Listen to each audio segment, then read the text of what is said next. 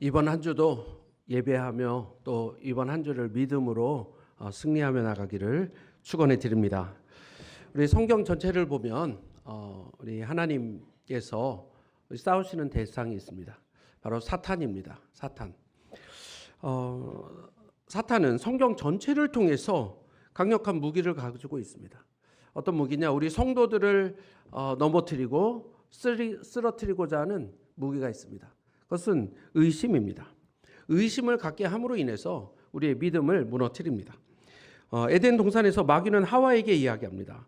하나님이 참으로 너에게 동산 모든 나무의 열매를 먹지 말라 하시더냐. 하나님께서는 선악과를 알게 하는 이 나무를 먹지 말라고 하셨죠.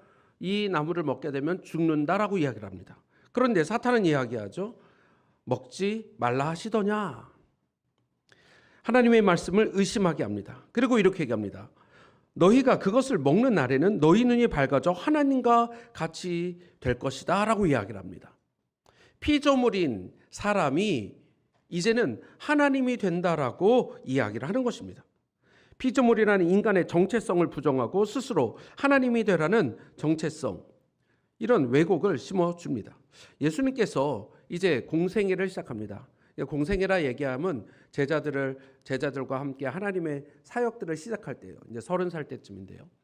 이제 30살 때쯤 되어서 이제 그 전에는 부모님 밑에서 있다가 이제 주님의 귀한 사역을 위해서 광야에서 40일을 금식하러 갑니다. 그리고 나서 금식하셨어요. 그런데 금식하고 나서 사탄이 오늘 예수님에게 유혹하고 시험합니다. 어떻게 시험합니까?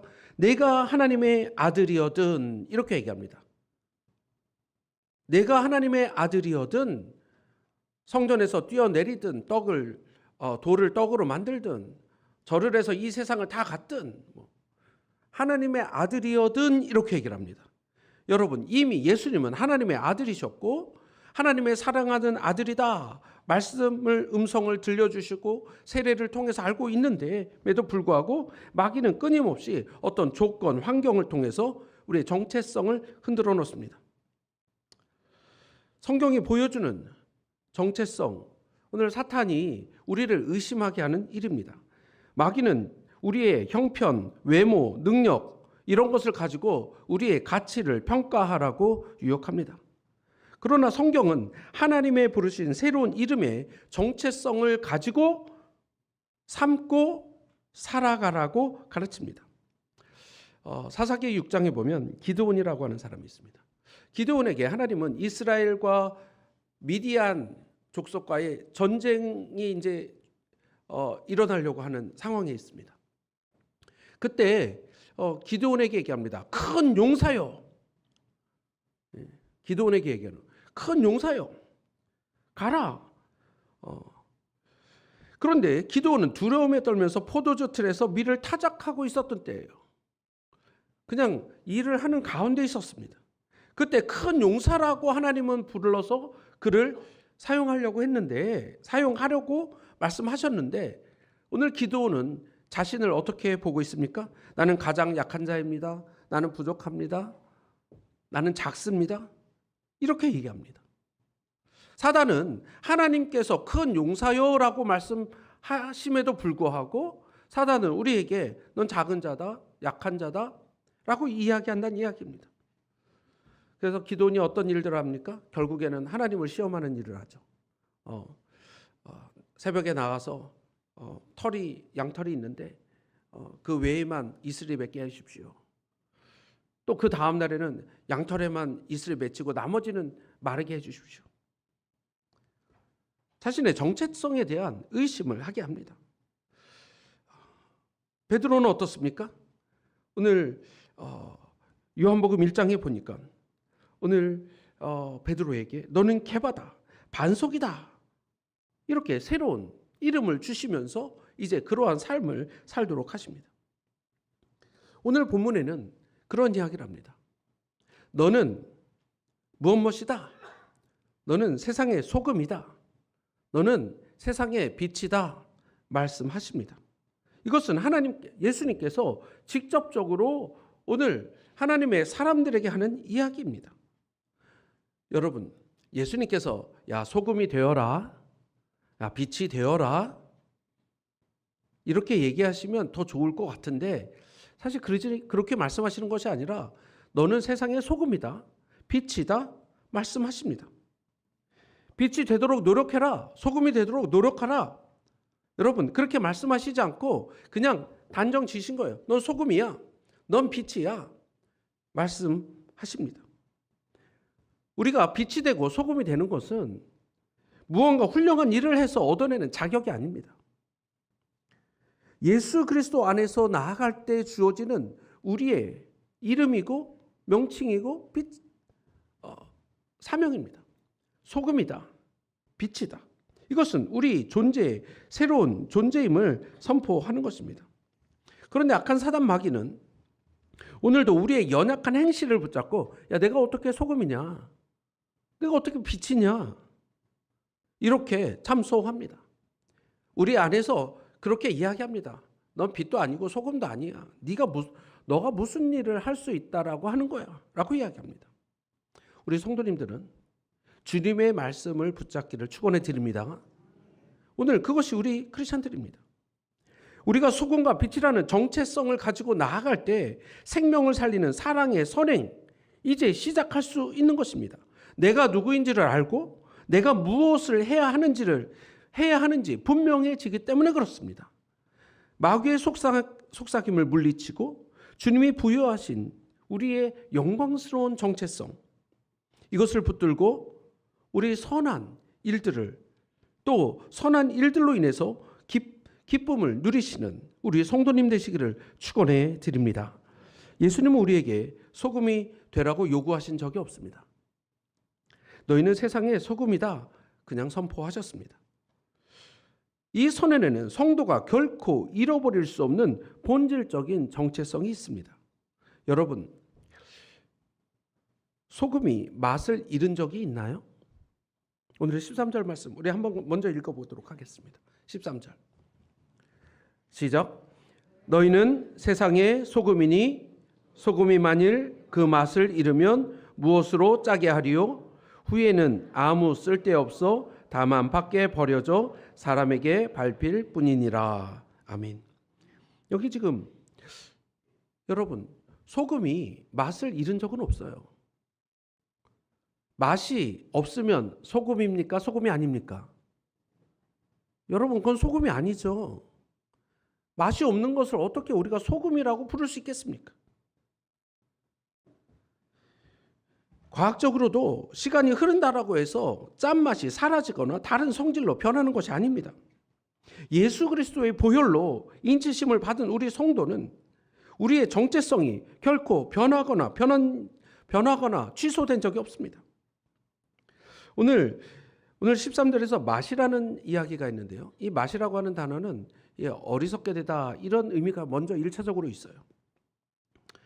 맛을 잃어버린 거 어리석은 거다. 말도 안 되는 것이다. 이런 이야기입니다. 오늘 이 이야기가 어떤 것이냐를 우리는 먼저 살펴볼 필요가 있습니다. 오늘 예수님은 소금에게 너 세상을 먼저 소독하라. 깨끗하게 하라. 이렇게 명령하신 것이 아닙니다.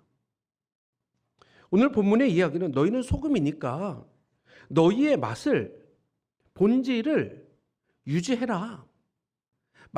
맛이 있어야 짜야 소금이다 라고 말씀하시는 것입니다. 세상을 깨끗이 하고 부패하지 않게 하는 것, 그것은 우리의 일이 아니라 그것은 하나님께서 하시는 일입니다. 성도는 그 거대한 통치 가운데 그리스도의 맛을 잃지 않고 존재함으로써 하나님을 나타내는 삶, 하나님께 영광 돌리는 삶, 그것을 사는 것이 우리들입니다. 당대에도 오늘 이 소금의 역할은 부패 방지로 이야기하는 것이 아니라 제사와 언약을 통해서 그 맛을 잃어버리지 않았느냐, 그것을 이야기하고 있습니다. 그래서 이것을 소금 언약이라고 이야기를 하는데요. 민수기 18장 19절에서는 소금은 변치 않는 하나님의 언약이다라고 이야기하는 것입니다.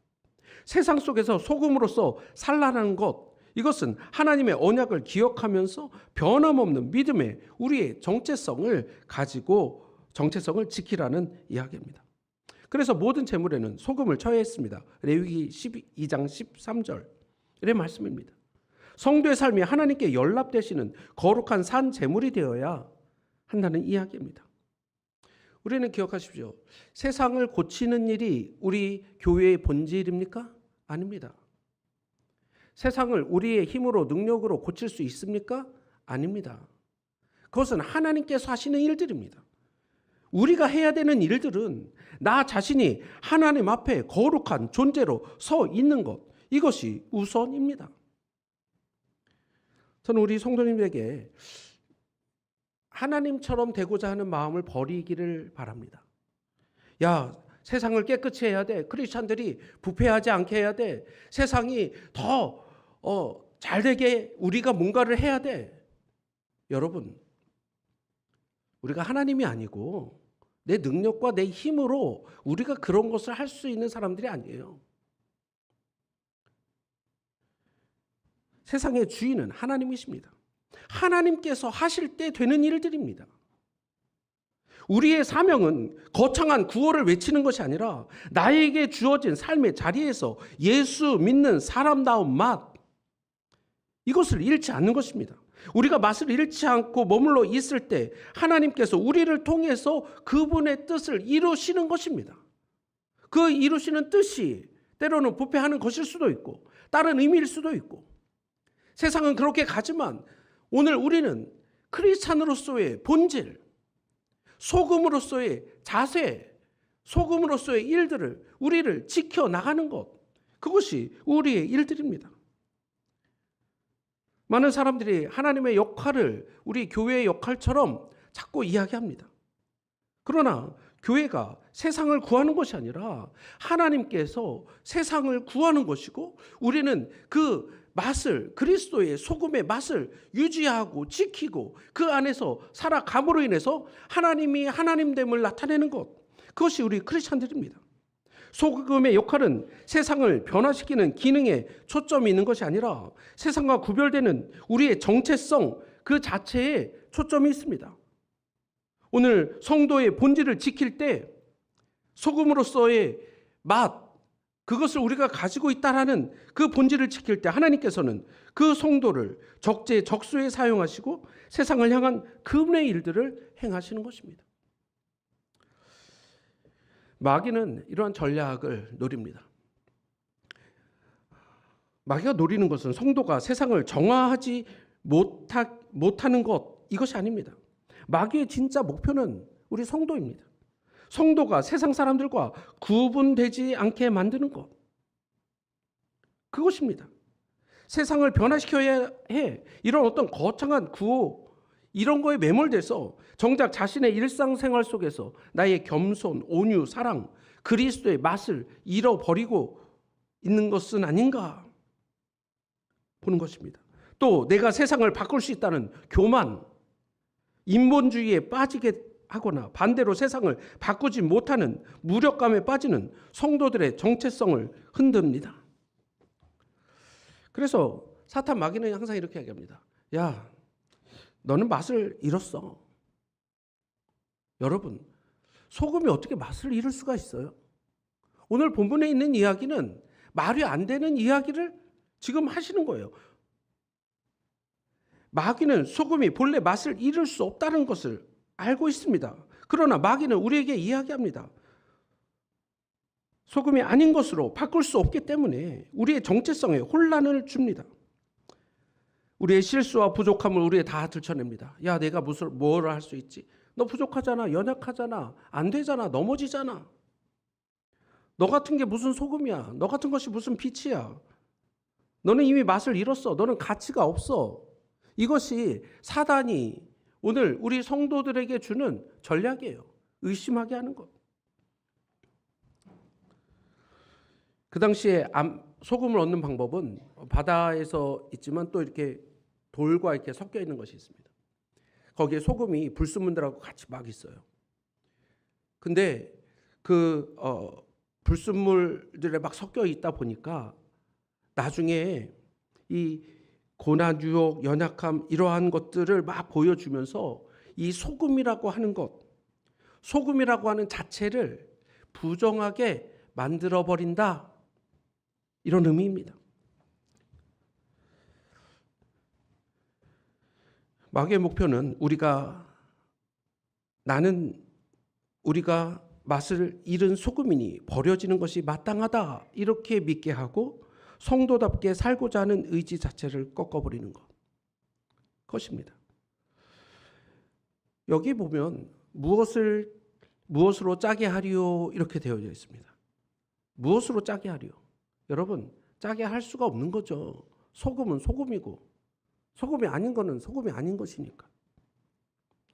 이 말의 진정한 의미는 이런 거예요.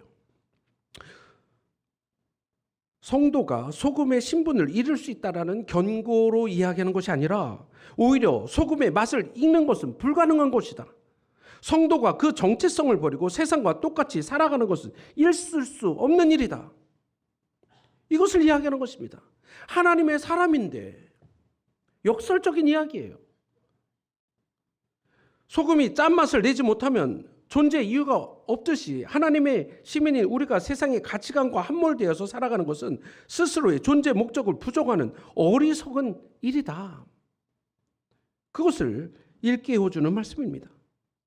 성도 여러분, 변하지 않는 소금의 정체성을 확신하기를 축원해 드립니다.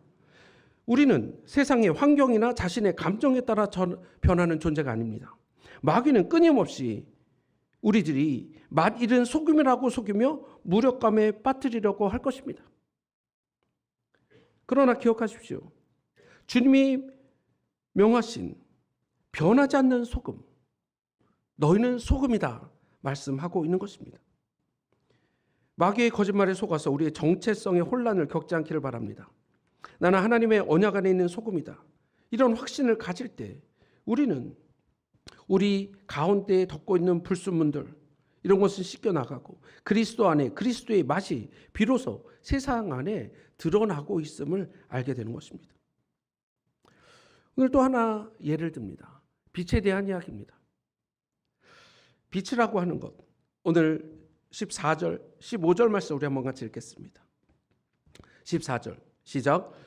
너희는 세상의 빛이라 산 위에 있는 동네가 숨기 못할 것이요. 15절도 읽겠습니다. 사람이 등불을 켜서 말 아래에 두지 아니하고 등경 안에 두나니 이러므로 집안 모든 사람에게 빛이 있느니라. 아멘. 여기 너희는 세상의 빛이다라고 되어 있습니다. 이도 마찬가지죠. 빛이 되어라라고 이야기하지 않아요. 우리는 빛입니다. 믿으십니까? 그 믿음으로 나가시기를 축원해 드립니다. 내 힘으로 내 능력으로 빛이 된 것이 아니라 주님께서 먼저 나를 빛으로 세워주셨다라는 이야기입니다. 오늘 그 빛을 두는 등불 얘기합니다. 등잔. 그 등불을 어디에 두느냐라는 것입니다. 여러분은 등불을 어디에 두시겠습니까? 우리는 지금 뭐 이렇게 환한 뭐 스위치만 켜면 다 있지만 여기는 불을 여러분 어디에 두겠습니까? 지금 우리 천장 위에 두잖아요. 그 불을 환하게 비추도록 여기에 두지 않습니까? 누가 두는 것입니까? 하나님은 너희는 세상의 빛이다라고 얘기하시고 하나님께서 우리의 빛을 여기 이렇게 가둬두겠습니까? 여기에 있는 말은 15절에 있는 말씀, 등불을 켜서 말 아래에 두지 아니하고, 이걸 그냥 읽다 보면 도대체 말이 뭐야. 조금은 이것은 의역을 해서 놓는 것이 조금 더 좋은 말씀인데요. 우리 같으면 진짜 말 타는 말 해가지고 올해가 말인가요? 뭐 말 밑에 두나 뭐 이런 거 생각하는데 그게 아니라 한 말 두 말 생각나시나요? 곡식할 때 한 말 두 말. 그 한 말 할 때 쓰는 그 바스켓이라 그래야 되나요? 뭐 그릇 얘기하는 거예요. 그 당시에도 이 그릇이 모디어스라는 그 당시에 그런 말을 한 말 두 말 하는 것처럼 로마에도 그런 것을 재는 그릇이 있었어요. 그것을 가지고서 여기서 원어에서 그렇게 쓰니까 여기도 그냥 그렇게 쓴 거예요. 사실은 뭐 그릇이라고 얘기하면 더 좋아요. 말을 한 말 두 말 재는 단위의 그릇. 그런데 그 말 아래에 둔다는 얘기는 어떤 얘기냐? 등불을 딱 이렇게 놨는데 그 그릇으로 한 말 두 말 하는 그 곡식 담는 그릇으로 그것을 이렇게 그 아래 그냥 덮어버렸다 이런 얘기예요. 쉽게 얘기하면. 그 아래 두어서 하나도 보이지 않는다 이런 이야기입니다. 여러분 그 등불을 여러분들이 야 방에 등불을 좀 켜고 환하게 하자 이러는데 그 등불을 갖다가 그릇으로 딱 덮어버린다. 말이 되는 이야기입니까? 말이 안 되는 이야기입니까? 이러는 사람은 아무도 없다. 말도 안 되는 이야기다. 등불을 그렇게 사용하는 사람이 어딨냐? 끌려고 하는 게 아니면 등불이라고 하는 것은 그냥 비추도록 하는 것이 그 역할이다라는 이야기입니다. 여러분, 이 빛은 스스로 나타나는 것이 아닙니다. 그 불을 켜시는 분도 하나님이시고 끄시는 분도 하나님이시고 그 등불을 어디에 두실지 결정하시는 분도 하나님이십니다. 우리가 스스로 세상에 드러내려고 애쓰는 것이 아닙니다. 너희는 세상의 빛이다라고 이야기했을 때 하나님께서 야 너희는 빛이야 하고 그릇으로 덮어버리십니까? 왜 우리를 빛이라고 부르신 것입니까? 이유가 아니죠. 하나님이 우리를 빛이라고 하셨을 때는 우리를 다른 사람들이 다 보도록 우리를 위에 놓으신다라고 하는 이야기입니다. 성도의 삶이 세상에 드러나는 것은 하나님의 계획이며 주권입니다. 성도는 내가 어떻게 빛을 낼까 고민하는 것이 아니라 등경 위에 두신 하나님의 손길을 기대하고 신뢰하면서 나가는 사람들입니다. 마귀의 전략은 이렇습니다. 야, 너는 가려져 있어. 너는 그릇으로 덮여져 있는 사람이야. 사실은 그 그릇이 없는지 몰라요. 그냥 가짜 그릇일 거예요. 하나님은 그릇으로 덮으실 분은 절대 아니잖아요. 빛을 등불을 하시는데 하나님께서 빛을 만들고 나서 아무도 못 보게 숨겨놓는다? 여러분, 빛의 의미가 없잖아요. 오늘 하나님께서 오늘 우리를 높이 주셨습니다. 그 그릇은 허상일 수 있어요. 여기 있는 일은 일어나는 일도 아닙니다. 오늘 사탄은 이야기합니다.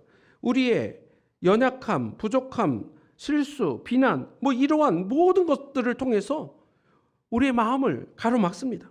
그리고 속삭입니다. 지금 너는 가려져 있어. 내 빛은 아무 소용도 없어. 너는 어둠 속에 갇힌 존재야. 라고 이야기합니다.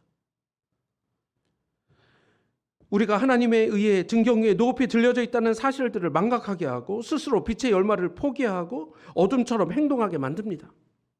빛이 바구니 아래에 있는 것이 사실 그렇게 쓰이지도 않고 그렇게 하는 사람도 없고 불가능한 일이에요. 아니, 하지 않는 일들을 하지 않듯이 하나님이 세우신 성도는 세상에서 숨겨지는 것, 그것은 있을 수 없는 일입니다. 마귀는 끊임없이 우리를 속입니다. 빛은 모든 사람에게 비추어집니다. 등경 위에 등불이 온 집안을 비춥니다. 이것은 우리가 노력하는 것을 이야기하는 것이 아니에요. 노력해서 우리가 빛이 막 비춰야 되겠다라는 것을 이야기하는 것이나 특별한 노력이 필요한 것이 아니라 당연한 결과입니다. 당연한 결과예요. 성도의 신앙은 비추려고 노력하는 것이 아니라 하나님이 나를 빛으로 삼으시고 세상 한복판 위에 두셨음을 인정할 때 자연스럽게 흘러나오는 현상입니다. 하나님이 우리를 등경 위에 두셨기 때문에 우리의 신앙과 삶은 숨겨질 수 있는 것이 아닙니다. 우리가 주님 안에 거하기만 하면 우리를 통해서 생명의 빛은 마땅히 세상 모든 사람들에게 비추게 되는 것입니다. 마귀는 우리가 아무 영향력이 없는 바구니 속 인생이라고 계속 이야기합니다. 그러나 믿음의 눈을 들어서 우리의 자리를 보기를 축원해 드립니다. 우리를 많은 사람들 앞에 오늘 이 세상 앞에 세상을 비출 가장 그 영광의 자리에 두셨음을 기억하시기를 축원해 드립니다. 성도의 신앙은 무언가를 하는 것이 아니라 나를 빛으로 부르시고 세상에 드러내시는 하나님의 열심, 그것에 응답하는 것입니다. 나는 이미 등경 위에 있다.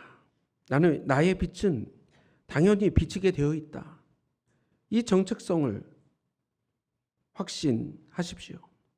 하나님이 우리를 통해서 어둠을 밝히시고 집안 모든 사람, 세상 모든 사람들에게 그분의 영광을 비추게 될 것입니다.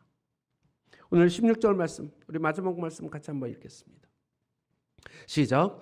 이같이 너희 빛이 사람 앞에 비치게 하여 그들로 너희 착한 행실을 보고 하늘에 계신 너희 아버지께 영광을 돌리게 하라. 그렇습니다. 우리의 빛은 이렇게 비춰지게 되어져 있습니다. 우리는 세상의 소금과 빛이라는 영광스러운 정체성을 부여받았습니다. 그러나 여기서도 기억해야 될 것이 있어요. 스스로 내 의지나 도덕적인 힘으로 단 한순간도 우리가 소금이 되거나 빛이 되거나 소금의 맛을 지키거나 빛을 비출 수 없다라고 하는 사실입니다. 오늘 주님 앞에 내 힘으로도, 내 소금으로도, 내 힘으로, 내 능력으로 소금도 빛도 될 수가 없습니다. 하나님께서 우리를 너희는 세상의 소금이다, 빛이라 말씀하신 것입니다. 사실 우리는 부패하기 쉬운 존재입니다. 어둠에 익숙한 존재들일지도 몰라요. 마귀는 이런 우리의 연약함을 계속 파고듭니다. 우리의 연약함과 부족함, 아픔, 상처 이런 것들을 이야기하며 소금이냐 빛이냐 우리를 조롱하고 우리를 무력감에 빠뜨립니다.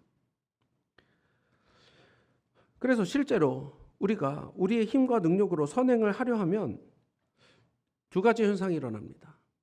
쉽게 지쳐버리거나 아니면 교만에 빠집니다. 내가 한 것이지.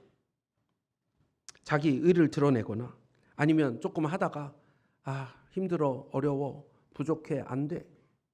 이렇게 포기합니다. 그러나 우리 크리스찬들이 하는 고백은 먼저 이것이 있어야 돼요. 내 안에 선한 것이 없었습니다. 여기서부터 시작하는 것입니다. 그리고 이제는 주님의 빛이 되어서 이제 주님이 우리를 소금으로 빛으로 불러서 이제는 맛을 내는 것도 빛을 비추는 것도 내 능력이 아님을 고백해야 합니다. 여러분, 선한 일을 내가 결정해서 판단해서 한다고 생각하십니까? 만약에 진짜 내 힘과 능력으로 하신다고 생각하신다면 교만해지거나 아니면 하다가 지치거나 목적을 상실해 버릴 것입니다. 그러나 오늘 내가 하는 모든 선행의 모든 일들은 주님께서 하시는 일들이다. 성령을 힘입어서 내가 하는 것이다. 성도는 그래서 자기 힘으로 사는 사람들이 아니라 성령의 인도하심과 그 권능을 힘입어 살아가는 사람들입니다.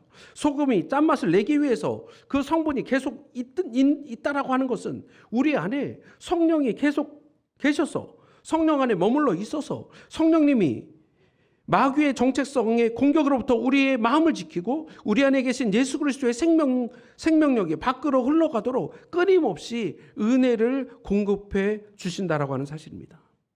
성령을 의지할 때, 힘입을 때 비로소 내 본성, 내 잘못되었던 것을 거슬러서 원수를 사랑하고 이웃을 위해 나를 녹이는 소금의 삶을 살아가기 시작한다라는 이야기입니다.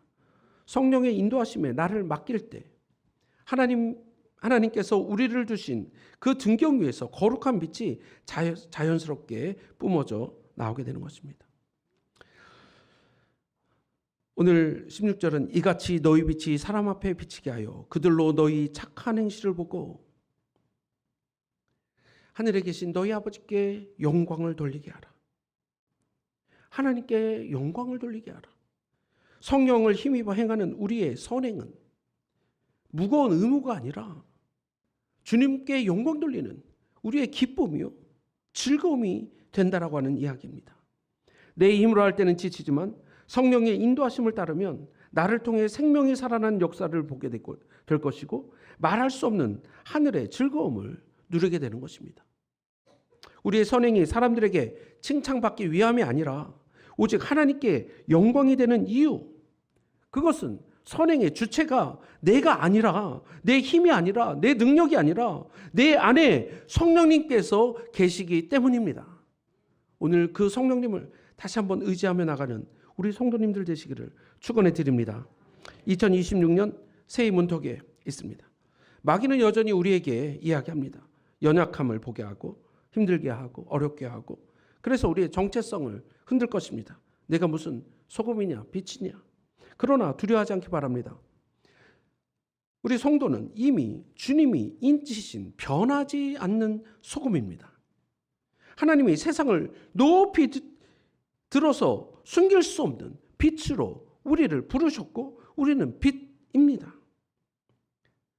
사랑하는 성도 여러분, 우리가 세상의 소금과 빛으로 살 수 있는 비결, 이것은 우리의 의지나 도덕적 결단이 아니라 마귀의 정체성을 공격을 이기고 생명을 살리는 선행의 자리로 나아갈 수 있는 힘, 이것이 오직 위로부터 부어주시는 성령의 능력에 있기 때문입니다. 우리 자신의 힘이나 능력이 아니라 오직 하나님의 영으로 가능하다. 스가랴 선지자는 4장 6절을 통해서 말씀해 주셨습니다.